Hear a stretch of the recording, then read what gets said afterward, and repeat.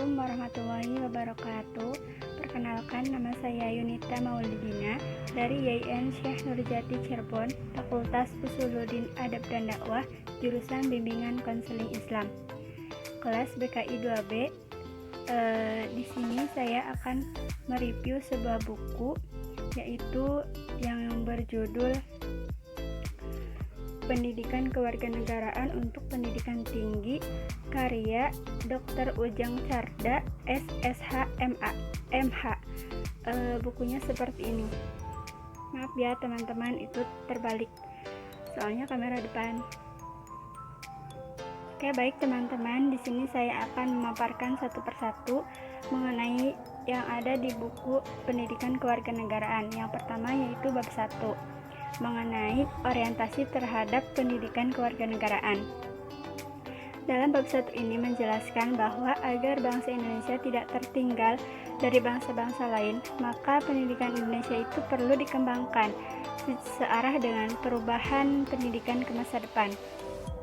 Pembukaan Undang-Undang 1945 mengamanatkan bahwa tujuan pemerintahan negara Indonesia itu adalah melindungi segenap bangsa Indonesia dan seluruh tumpah darah Indonesia, dan untuk memajukan kesejahteraan umum, mencerdaskan kehidupan bangsa, dan untuk melaksanakan ketertiban dunia yang berdasarkan perdamaian abadi dan keadilan sosial. Oleh karena itu, pendidikan nasional Indonesia adalah pendidikan yang berdasarkan Pancasila dan Undang-Undang 1945 yang berakar pada nilai-nilai agama, kebudayaan nasional Indonesia, dan tanggap terhadap tuntutan perubahan zaman. Tujuan pendidikan kewarganegaraan ini adalah untuk memberikan pengetahuan dan kemampuan dasar kepada mahasiswa mengenai hubungan antar warga negara dengan negaranya. Fungsi pendidikan kewarganegaraan sebagai kelompok mata kuliah pengembangan kepribadian atau MTK di perguruan tinggi berfungsi sebagai orientasi mahasiswa dalam menetapkan wawasan dan semangat kebangsaan dan cinta tanah air.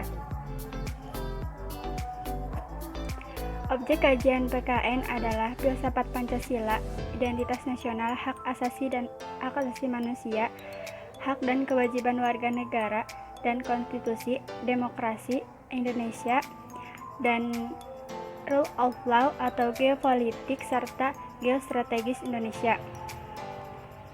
Landasan hukumnya yaitu Undang-Undang 1945, Undang-Undang Nomor 3 Tahun 2002 tentang Pertahanan Negara, Undang-Undang Nomor 20 Tahun 2003 tentang Sistem Pendidikan Nasional. Selanjutnya yaitu bab 2, mengenai memahami identitas nasional sebagai karakter bangsa Indonesia. Pada bab 2 ini menjelaskan asal-usul nenek moyang bangsa Indonesia berasal dari Asia Tengah semenjak tahun 2000 SM sampai dengan tahun 5500 SM, setelah terjadi migrasi penduduk purba dari wilayah Yunan, Cina Selatan ke daerah-daerah Asia bagian selatan, termasuk daerah kepulauan Indonesia, karena adanya suatu bencana alam hebat atau adanya perang antar suku bangsa. Bangsa Proto-Melayu atau Melayu tua adalah nenek moyang bangsa Indonesia yang merupakan orang-orang Austronesia yang pertama kali datang ke Nusantara pada gelombang pertama sekitaran tahun 1500 SM. Bangsa Detro-Melayu atau bangsa Melayu muda yaitu nenek moyang bangsa Indonesia yang merupakan orang-orang Austronesia yang datang ke Nusantara itu pada gelombang kedua sekitaran tahun 400 SM sampai 300 SM. Istilah Indonesia dikenal dengan istilah Nusantara yang berasal dari kata Jawa kuno yang nusa yang berarti pulau dan atara yang berarti hubungan, sehingga kata Nusantara berarti rangkaian pulau-pulau. Nah, baik, identitas nasional berasal dari kata identitas dan nasional. Identitas atau identity secara harfiah berarti ciri-ciri, tanda-tanda, atau jati diri yang melekat pada seseorang atau sesuatu yang membedakannya dengan yang lain. Sedangkan kata nasional atau national merupakan identitas yang melekat pada kelompok-kelompok yang lebih besar yang diikat oleh kesamaan-kesamaan baik fisik seperti budaya, agama, bahasa, maupun non-fisik yang seperti keinginan, cita-cita, dan tujuan. Unsur-unsur identitas nasional adalah pola perilaku, lambang-lambang, alat-alat kelengkapan, dan tujuan yang ingin dicapai. Sementara faktor-faktor pembentuk identitas nasional tersebut seperti primordial, sakral, tokoh, kesediaan bersatu dalam perbedaan, sejarah, perkembangan ekonomi, dan kelembagaan. Bhinneka Tunggal Ika dalam negara pluralistik, kemajemukan bangsa merupakan kekayaan kita. Dalam bingkai Bhinneka Tunggal Ika adalah semuanya negara kita sebagai modal untuk bersatu yang sekaligus menjadi tantangan bagi bangsa Indonesia baik kini maupun masa yang akan datang. Selanjutnya yaitu bab 3, memahami Pancasila sebagai ideologi bangsa dan negara. Pada bab 3 ini menjelaskan bahwa istilah ideologi berasal dari kata idea yang berarti gagasan, konsep, pengertian, dasar, dan cita-cita, dan sedangkan logosnya yaitu berarti ilmu. Ideologi berarti ilmu pengertian dasar atau dalam pengertian sehari-hari idea disamakan dengan cita-cita yang dimaksud adalah cita-cita yang bersifat tetap yang harus dicapai. Ideologi nasional merupakan berupa kumpulan-kumpulan pikiran rakyat yang mengandung pandangan tentang keadaan bangsa, memuat perspektif atau harapan masa depan bangsa, dan memberi arah serta dorongan bagi seluruh kegiatan manusia. Ideologi liberalisme tumbuh dari konteks masyarakat Eropa pada abad pertengahan feodal, di mana sistem sosial ekonomi dikuasai oleh kaum aristokratis feodal dan menindas hak-hak individu. Ideologi konservatif, ketika liberalisme menggoncangkan struktur masyarakat feodal untuk yang mapan, golongan feodal berusaha mencari ideologi tandingan untuk menghadapi kekuasaan persuasif. Ideologi sosialisme dan komunisme. Sosialisme merupakan reaksi terhadap revolusi industri dan akibat-akibatnya. Awal sosialisme yang muncul pada bagian pertama abad ke-19 dikenal dengan sosialis utopia.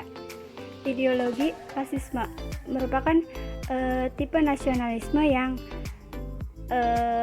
romantis dengan segala kemegahan upacara dan simbol-simbol yang mendukungnya untuk mencapai kebesaran negara.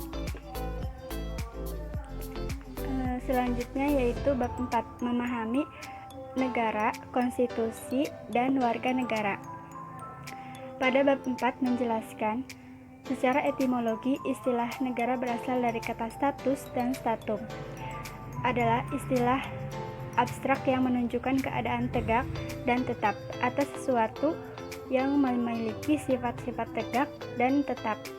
Menurut J. Barons, negara-negara modern sekarang selalu berfungsi dan bertujuan untuk menyelenggarakan kesejahteraan umum dalam arti yang seluas-luasnya, baik politik, ekonomi, sosial, dan kultural. Macam-macam bentuk negara yaitu negara kesatuan. Negara kesatuan adalah yang mengatur semua kekuasaan di lingkungan wilayah negaranya yang berkuasa penuh hanya pemerintahan pusat. Negara serikat adalah suatu negara yang mempunyai negara bagian. Negara tersebut merupakan gabungan dari beberapa negara. Negara bagian tersebut awalnya berdaulat sendiri, kemudian menggabungkan diri dengan negara serikat. Konstitusi di zaman Yunani kuno bersifat modern sekarang. Secara umum dapat dikatakan bahwa konstitusi disusun sebagai pedoman dasar dalam penyelenggaraan kehidupan negara antar negara berjalan tertib, teratur, dan tidak terjadi tindakan yang sewenang-wenangnya dari pemerintah terhadap rakyatnya. Warga negara merupakan terjemahan dari kata citizen yang mempunyai arti warga negara, petunjuk dari sebuah kota, sesama warga negara, sesama penduduk, dan orang setanah air. Dengan demikian, warga negara artinya warga atau anggota dari organisasi yang bernama negara. Selanjutnya yaitu bab 5, memahami negara hukum, hak asasi manusia, dan demokrasi. Pada bab 5 ini menjelaskan istilah negara hukum atau rule of law merupakan suatu istilah yang muncul pada abad ke-19. Namun sesungguhnya negara hukum tersebut sudah tercetus sejak abad ke-17 di negara-negara Eropa Barat bersama dengan timbulnya perjuangan kekuasaan yang tidak terbatas dari penguasa, yaitu para raja yang berkekuasaan absolut pada waktu itu. Konsep mengenai negara telah berkembang dari abad ke abad, baik disebabkan oleh perkembangan filsafat yang tertitik tolak dari pemikiran spekulatif maupun munculnya praktik-praktik kenegaraan dalam pengalaman empiris berbagai bangsa di sepanjang sejarah. Pengertian human rights menyangkut perlindungan terhadap seseorang atas penindasan oleh siapapun, negara dan bukan negara, sedangkan dalam pengertian humasnya menyangkut perlindungan seorang warga negara atau penduduk dari penindasan oleh negara. Macam-macam hak asasi manusia, yaitu diantaranya hak untuk hidup, hak untuk berbicara dan menyampaikan pendapat, hak kebebasan berkumpul, hak untuk turut serta dalam pemerintahan, hak untuk melanjutkan keturunan, hak untuk mendapatkan kesejahteraan, hak untuk beragama dan menjalankan ibadah, hak atas kedudukan yang sama di depan hukum. Memahami perkembangan demokrasi di Indonesia dibagi dalam 4 periode, yaitu periode yang pertama yang periode 1945 sampai 1959 disebut sebagai masa demokrasi parlementer. Yang kedua yaitu masa periode 1959 sampai 1965 dan disebut masa demokrasi terpimpin. Periode 1966 sampai 1998 yaitu disebut sebagai masa demokrasi Pancasila Orde Baru. Yang keempat, periode 1999 sampai sekarang, yaitu masa demokrasi Pancasila era reformasi. Istilah demokrasi berasal dari bahasa Yunani, yaitu demos yang berarti rakyat dan kratein yang berarti pemerintah. Secara harfiah, istilah demokrasi mengandung arti pemerintahan rakyat, berarti rakyat yang berkuasa, yang kemudian dikenal dengan pengertian pemerintahan dari rakyat, oleh rakyat, dan untuk rakyat.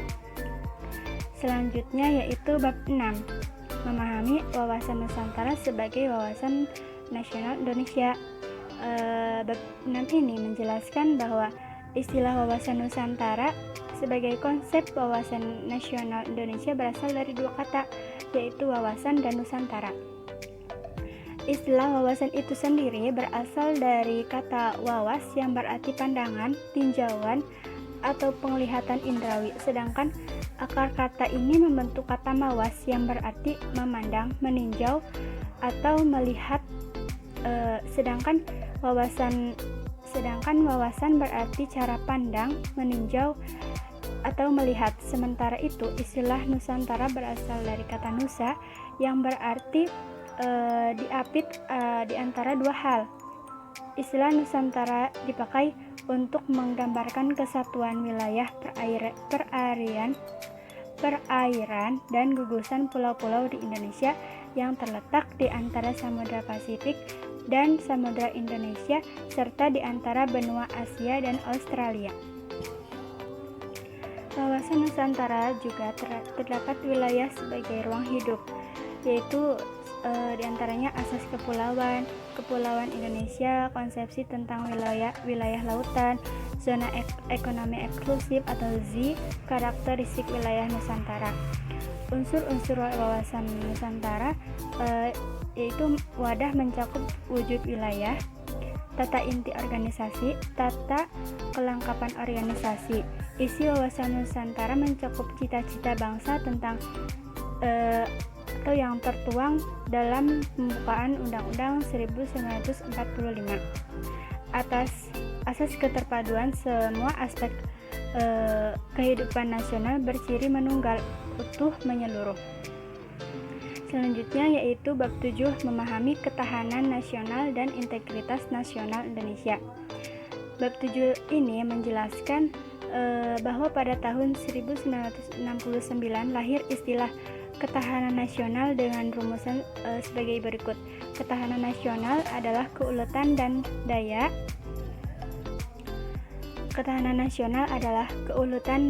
tahan suatu bangsa yang mengandung kemampuan mengembangkan kekuatan nasional yang diajukan untuk menghadapi berbagai ancaman yang membahayakan kelangsungan hidup dan negara bangsa Indonesia.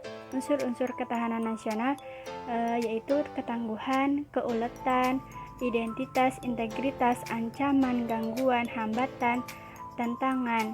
Dan landasan ketahanan nasional itu sendiri, Pancasila sebagai landasan ideal, Undang-Undang Dasar 1945 sebagai landasan konstitusional, dan asas-asas ketahanan nasional itu asas kesejahteraan dan keamanan, asas komprehensif integral atau menyeluruh terpadu. Sifat-sifat ketahanan nasional yaitu mandiri, dinamis, wibawa, konsultasi, dan kerjasama. Dalam negara yang demokrasi ini, rakyat berdaulat untuk menentukan masa depan negaranya, termasuk bagaimana peran serta rakyat sangat menentukan jalannya pemerintahan. Lingkungan hidup merupakan suatu ekosistem yang saling berhubungan. Bila terjadi ketidakberesan di antara unsur penyusutan ekosistem tersebut, maka ketidakseimbangan akan terjadi. Integritas nasional adalah upaya menyatukan seluruh unsur atau suatu bangsa dengan pemerintahan atau wilayahnya. Jadi integritas nasional itu menyatukan suatu negara yang tadinya terpisah-pisah dan menjadi kesatuan yang sempurna. Sekian pemaparan dari saya mengenai review buku pendidikan kewarganegaraan yang disusun oleh Dr. Ujang Carda, SSH, MH. Cukup sekian dan terima kasih atas perhatiannya. Mohon maaf bila ada kesalahan. Wassalamualaikum warahmatullahi wabarakatuh.